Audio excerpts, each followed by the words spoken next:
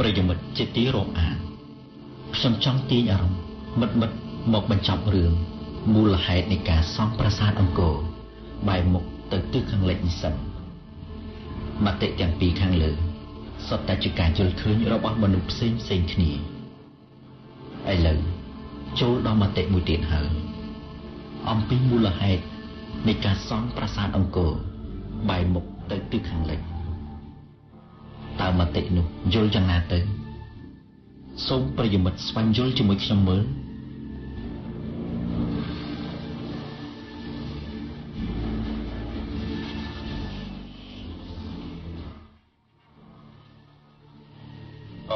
ការដែលប្រាសាទអង្គរវត្តបែរមុខទៅទិសខាងលិចគឺប្រហែលជាទំនងចង់បែរទៅរកស្រុកកំណើតរបស់ព្រះបាទសូរ្យម័នទី2បាទដែលក្នុងគំនិតរបស់គាត់យល់ថាព្រះបាទសូរ្យម័នទី2ជាព្រះមហាក្សត្រដែលស្ថិតនៅក្នុងសន្តតិវង្សមួយហៅថាសន្តតិវង្សមហិធរពុរៈហើយសន្តតិវង្សមហិធរពុរៈហ្នឹងគឺសន្តតិវង្សហ្នឹងមានស្រុកកំណើតមានដើមកំណើតនៃសន្តតិវង្សរបស់ខ្លួនហ្នឹងនៅភាគខាងជើងភ្នំដងរែកភាគខាងជើងនៃភ្នំដងរែកបើគិតទៅគឺប្រហែលជានៅខាងមុខទិសខាងលិចនៃប្រាសាទអង្គរវត្តហ្នឹងហើយដូច្នេះគាត់អ្នកស្រាវជ្រាវមួយចំនួនលោកយល់ថាការដែលគេកសាងប្រាសាទអង្គរវត្តឲ្យបែរមុខទៅទិសខាងលិចហ្នឹងគឺតំណងជាចង់ឲ្យប្រាសាទអង្គរវត្តហ្នឹងបែរមុខទៅរកប្រាសាទភីម៉ៃបែរមុខទៅរកប្រាសាទភីម៉ៃហើយដែលទឹកដីប្រាសាទភីម៉ៃហ្នឹងគឺជាទឹកដីនៃសន្តតិវង្សមហិធរពុរៈនឹងឯង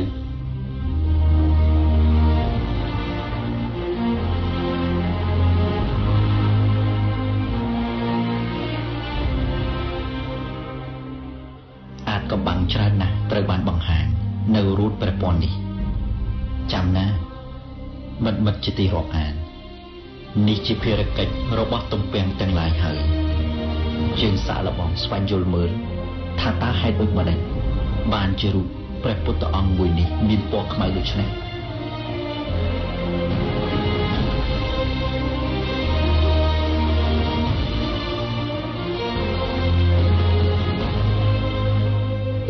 ក្នុងករណីដែលយើងឃើញខ្មៅនេះចាស់ពីបុរាណលោកប្រើពណ៌3សំខាន់នៅក្នុងការលាបឡូននៅលើបដិមាសាស្ត្រឬក៏បដិមាគឺខាងក្នុងដែលយើងមើលនៅក្នុងរូបនេះណាចា៎សត្វខាងក្នុងវាប៉ះពាល់ជាមួយនឹងខ្មៅគឺពណ៌ខ្មៅបាទសត្វទី2គឺពណ៌ក្រហមសត្វទី3ខាងក្រៅមួយទៀតគឺទឹកមាសដែលយើងឃើញនេះហើយរឿងលឿងនេះគឺទឹកមាសស្លឹកមាសយើងរាល់ថ្ងៃដែលគេធ្វើស្អីទៅគេយកមកទឹកអញ្ចឹងណាទឹកពីលើទៅហ្នឹង3សត្វជាធម្មតាណាហើយពណ៌ខ្មៅនេះបានមកពីណាខ្មែរយើងហៅខ្មុកម្រ័ក្សបាទខ្មុកម្រ័ក្សដែលគេធ្វើពីខ្ជូងឈើស្អីផ្សេងក្នុងហ្នឹងរួមមានសក់មនុស្សផងណាសក់ព្រោះអីខ្មែរយើងពីដើមមកបូជាសក់ឬក៏លាបំណន់ដោយកោសក់យកមកថ្វាយព្រះហើយសក់ហ្នឹងឲ្យគេយកទៅដុតកម្លោចធ្វើជាខ្មុកយកមកលាបឡូនលើព្រះពុទ្ធរូបដើម្បីភ្ជាប់និស្ស័យខ្លួនទៅនឹងព្រះផងបាទជាពិសេសមែនតើអញ្ចឹងហើយបានយើងឃើញអញ្ចឹងណាចាលោកគ្រូចា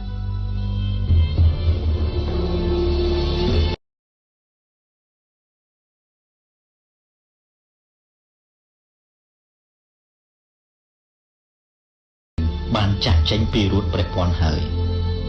ពួកយើងឡើងតាមចិនដាវឈើដើម្បីឆ្ពោះទៅកាន់ជាន់មួយទៀតនៃប្រាសាទអង្គរវត្តប្រិយមិត្តជាទីរាប់អានមិត្តឃើញទេអាចកំបាំងដ៏អស្ចារ្យនៅក្នុងប្រាសាទបុរាណមួយនេះកុំភ្លេចណានាំបងប្អូនកូនចៅមកស្វែងយល់អំពីប្រាសាទដូនតាយើងកុំខានណា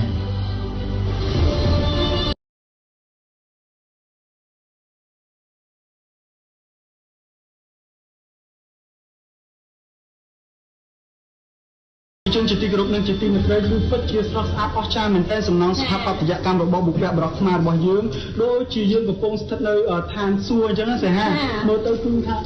តខ្ចោះតែម្ដងបាទបិទនេះហើយដែលគេហៅថាកម្ពុជាស្ថាបត្យកម្មនៃប្រាសាទអង្គរវត្តរបស់យើងគឺគ្មានពីរទេចាគឺថាពិតជាអស្ចារ្យមែនទែនដូច្នេះហើយបានជាល្បីរន្ទឺសរសើរគ្រប់ប្រទេសទាំងអស់នៅលើពិភពលោកដែលមកស្គាល់នៅប្រាសាទអង្គរវត្តរបស់យើងហើយឥឡូវនេះយើងនឹងស្វែងយល់ថាតើលោកពូនឹងនាំយើងខ្ញុំទាំងអស់គ្នាទៅទទួលបានចំណេះដឹងថ្មីនៃចំណុចណាមួយទៀតនៃប្រាសាទអង្គរវត្តរបស់យើង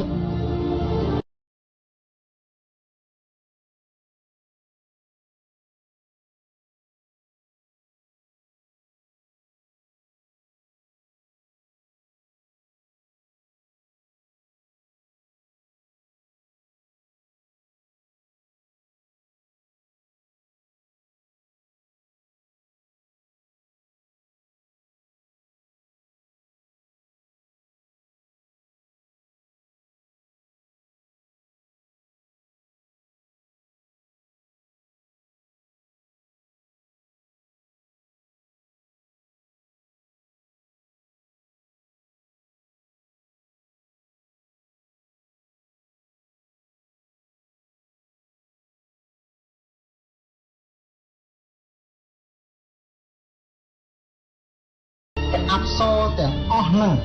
ទាំងពីសម្លៀកបំពាក់ទាំងពីសក់តាំងពីកាយវិការគឺគេបានសិក្សាស្រាវជ្រាវហើយថាអត់មានមួយណាជាន់ដូចគ្នាទេបាទអត់មានមួយណាដែលដូចគ្នាអត់មានដូចគ្នា ចាតែតលេចមើលចំពោះសេពអក្សរបើតាមស្ថាបផ្សេងៗដែលយើងធ្វើដំណើរទៅបងស្ដាប់ដែរឃើញតែមួយអង្គទេតែមួយចំពោះជ្រុងភាសាផ្សេងៗមានតែមួយតែចំពោះភាសាអង្គរវត្តរបស់យើងហ្នឹងកន្លែងខ្លះទៅមាន3កន្លែងខ្លះទៅមាន2ចុះគូមានច្រើនគូអានេះវាជារឿងគេហៅថាលំហ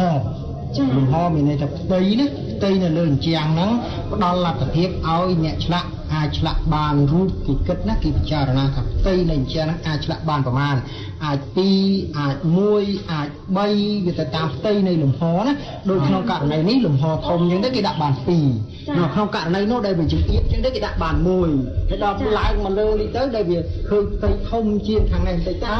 គិតការពិចារណារបស់ជាងចម្លាក់ណារបស់ជាងចម្លាក់ចាពួកចំណុចមួយទៀតដែលកលេចឃើញនៅរូបទេពអក្សរខាងនោះពិតជាពិសេសមែនតើបងស្មានថាឥឡូវនេះទស្សនិកជនទៅចូលទៅទស្សនាទាំងអស់គ្នាថ្ងៃនេះបើថាយើងចូលទាំងអស់គ្នាបង្ហាញរូបទេពអក្សរដូចថាបណ្ដាបានឃើញរូបទេពអក្សរដាក់ដៃអោបចកេះហើយនឹងដាក់លើស្មាដូចជាមិត្តភក្តិចឹងចាឥឡូវនេះទៅទស្សនាទាំងអស់គ្នាចាបងប្អូនដល់ខាងនេះអូនគាត់តែកលេចមើលព្រមតែដល់ខ្លាចនេះមិត្តភក្តិចឹងចាមួយជាទូទៅយើងធ្លាប់តែឃើញរូបអប្សរាក៏ដូចជារូបទេពអក្សរនោះគឺកាយវិការល្វឹងផ្សេងក្នុងកាយវិការណាមួយប៉ុន្តែយើងអត់ដែលឃើញទេគឺលក្ខណៈយ៉ាងដូចនេះដូចជាលក្ខណៈថាជាមកទៅដូចស្និទ្ធស្នាលដូចជាអំពីសាមគ្គីភាពនិងដូចជាស្រឡាញ់គ្នា